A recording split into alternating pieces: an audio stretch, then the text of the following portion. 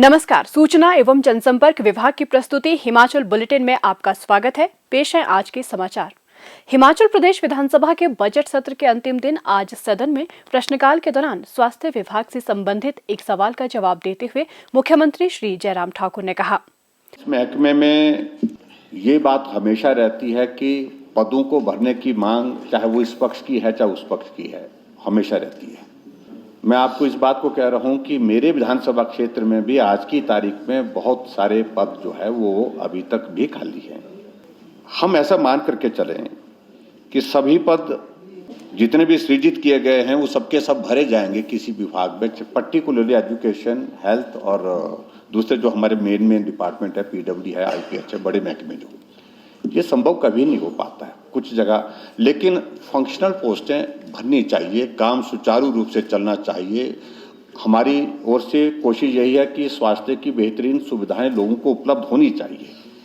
और अध्यक्ष महोदय, मैं इस बात को बड़ा स्पष्ट कर रहा हूं कि अब हमारे लिए खुशी का विषय यह है कि हिमाचल प्रदेश में अब हमारे पास मेडिकल कॉलेज गवर्नमेंट सेक्टर में ही 6 हो गए और 6 मेडिकल कॉलेज हिमाचल पूरे नॉर्दर्न इंडिया में पॉपुलेशन और जो हमारे जियोग्राफिक कंडीशन है, छोटे से प्रदेश में 6 मेडिकल कॉलेज सरकारी क्षेत्र में, 1 मेडिकल कॉलेज 150 सीट्स के साथ जो है वो प्राइवेट सेक्टर में है और एम्स आ गया।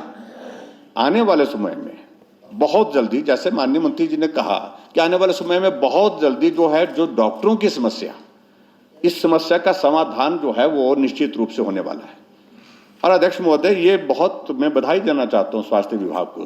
मतलब जहां ट्राइबल के इलाके में कोई जाने के लिए तैयार नहीं होता था, हमने इस बात को कि हमारी सरकार की प्राथमिकता में इस बात के लिए हमेशा जगह रहेगी कि दूर दराज के इलाके, खासतौर से ट्राइबल के इलाके, बैकवर्ड एरिया के इलाके, कठिन इलाके भौगोलिक दृष्टि से, वहां पर भी हम डॉक्टर भेजें।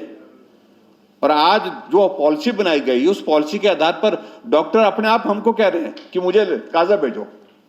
हम बोलते क्या हो गया, काजा जाना चाहते हैं क्योंकि वो उसमें थोड़ा इंसेंटिव है, उनको पीजी के लिए उनको इंसेंटिव है। लेकिन उस माध्यम से एक चीज तो हुई कि हमारी ओर से तो एक ईमानदार प्रयास है कि ट्राइबल के इलाके में भी डॉक्टर होना चाहिए, दूर दराज के इलाके में भी डॉक्टर होने चाहिए। इस तरह से अध्यक्ष महोदय, पूरे हिमाचल प्रदेश के जिन पीएचसी में खुलने के बाद डॉक्टर कभी गया ही नहीं, कई सालों से नहीं गए, वहां पर आज डॉक्टर हैं, एक नहीं 2 डॉक्टर्स हैं।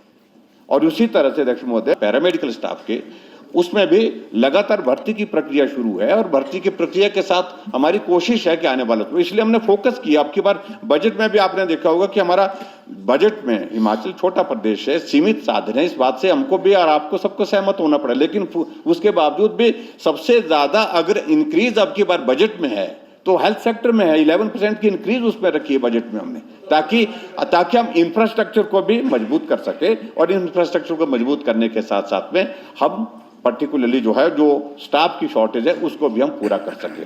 कोविड के बाद अध्यक्ष महोदय, ये सेक्टर हमारा प्राथमिकता सेक्टर है। इसमें निश्चित रूप से हिमाचल प्रदेश के दूर दराज के इलाके में, कठिन इलाके में और सभी इलाकों में स्वास्थ्य की बेहतर सुविधाएं उपलब्ध कराने की कोशिश करेंगे।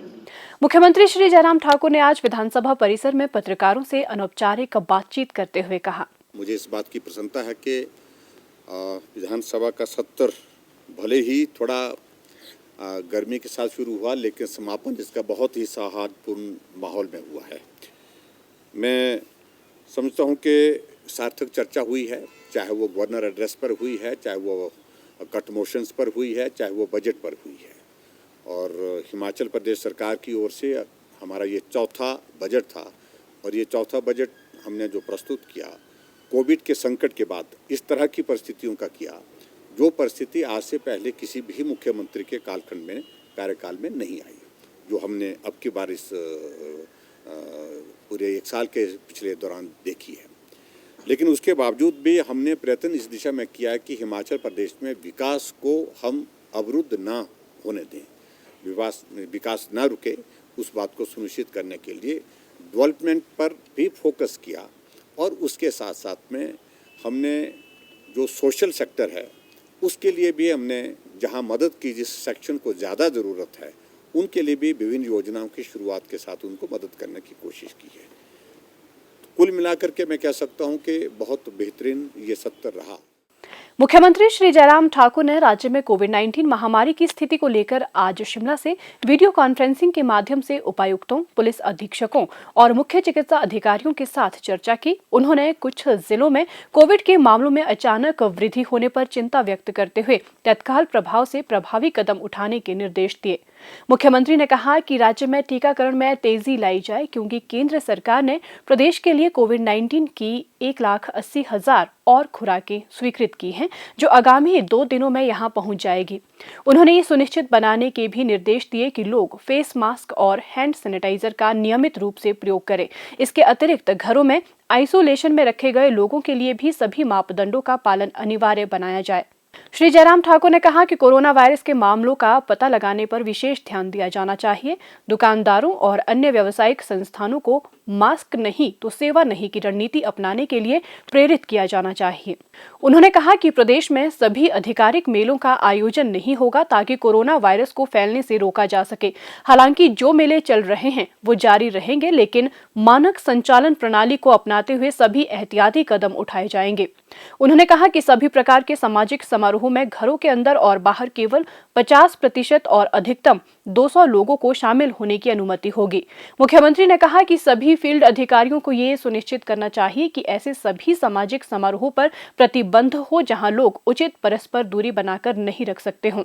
उन्होंने परीक्षणों, वायरस प्रभावित लोगों का पता लगाने और उपचार, टेस्ट, ट्रेस व ट्रीट की रणनीति प्रभावी रूप से क्रियान्वित करने पर बल दिया। इसके अतिरिक्त RT-PCR परीक्षणों को बढ़ाया जाना चाहिए और कंटेनमेंट जोन की पद्धति को कड़ाई के साथ लागू किया जाए।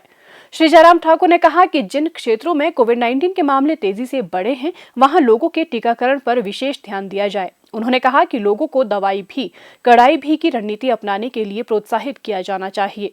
इसके अलावा सूचना, शिक्षा और प्रसार पर भी ध्यान दिया जाए ताकि इस महामारी के संक्रमण को फैलने से रोकने के लिए लोगों को सरकार की मदद करने के लिए प्रेरित किया जा सके। प्रदेश में कोरोना संक्रमण की जांच के लिए आज 5,526 लोगों के सैंपल लिए गए, जिनमें से 4,687 लोगों की रिपोर्ट नेगेटिव पाई गई है, जबकि 751 लोगों की रिपोर्ट आना बाकी है। अभी तक 11,95,423 लोगों की जांच की जा चुकी है, जिनमें से 11,34,135 सैंपल की जांच नेगेटिव पाई गई है। प्रदेश में कुल 60,537 लोगों में कोरोना वायरस के संक्रमण की पुष्टि हुई है, जिनमें से 58,315 लोग इस बीमारी से ठीक हो चुके हैं और 1,199 व्यक्ति उपचाराधीन हैं। हिमाचल बुलेटिन देखने के लिए सब्सक्राइब करें YouTube channel DPR Himachal, follow करें ट्विटर @DPRHP, लाइक करें Facebook page information and public relations department Himachal Pradesh, visit करें वेबसाइट www.himachalpr.gov.in।